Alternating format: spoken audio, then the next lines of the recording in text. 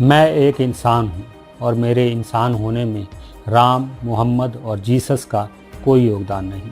मेरा जन्म एक प्राकृतिक घटना है और मेरी मृत्यु निश्चित है। मेरी इस वास्तविकता में गीता, कुरान और बाइबिल का कोई योगदान नहीं। मैं जीने के लिए संघर्ष करता हूँ। मेरे इस संघर्ष में किसी भी मजहब, रिलीजन या धर्म का कोई योगदान नहीं। मेरे अंदर संवेदनाएं हैं। मेरी ये संवेदनाएं दूसरों के कष्ट को देखकर व्यथित होती हैं। मेरी इन कोमल संवेदनाओं की वजह कोई गॉड नहीं, मैं स्वयं हूँ। मेरे अंदर जिज्ञासाएं हैं। मेरी ये जिज्ञासाएं सृष्टि के कारणों को खोजने की ओर मुझे उद्वेलित करती हैं। मेरी इस सहज जिज्ञासाओं का स्रोत कोई यहोवा नहीं, मैं स्वयं हूँ। मेरे अंदर एक हृदय है जो दूसरों के लिए भी धड़कता है।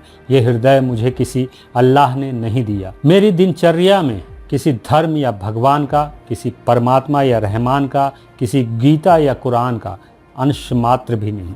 फिर भी जिंदगी के 40 वर्ष गुजार चुका हूँ। मैं जिस पृथ्वी पर रहता हूँ, ये पृथ्वी जिन नियमों से गतिमान है, उन नियमों को किसी पारलौकिक शक्ति ने नहीं बनाया। मैं जिस समाज में जीता हूँ, ये समाज जिन सामाजिक नियमों से विद्यमान है, उन नियमों को किसी खुदा ने नहीं बनाया। ईश्वर, अल्लाह, गॉड, ये सभी वैचारिक तत्व हैं जो गरीबों के शोषण के लिए अमीरों के कारखानों में बने हैं। धर्म, मजहब, रिलीजन, ये सभी वैचारिक अफीम हैं जो संसाधनहीन लोगों को सांत्वना देने हेतु मठाधीशों ने आविष्कृत किए हैं। पूंजीपतियों को सत्ता का साथ चाहिए, सत्ता को जनता का साथ चाहिए, और जनता तो भेड़ों की भीड़ होती है।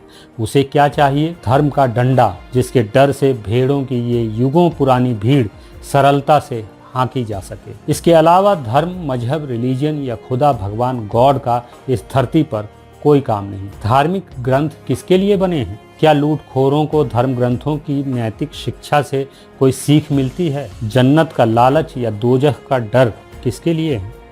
क्या पूंजीपतियों को जहन्नम की आग से कोई फर्क पड़ता है? ईश्वर की अवधारणा किसके लिए है?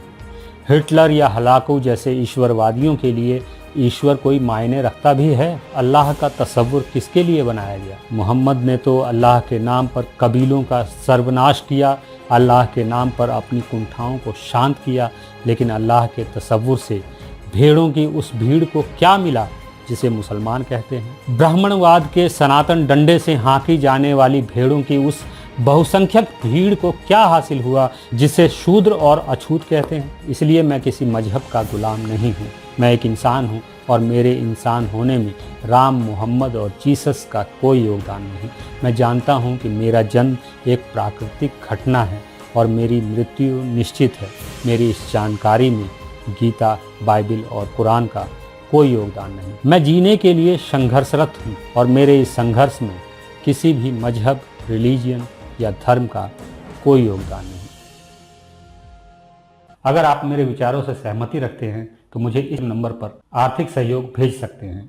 मुझे आपके सपोर्ट की ज़रूरत है। इंसानियत जिंदाबाद।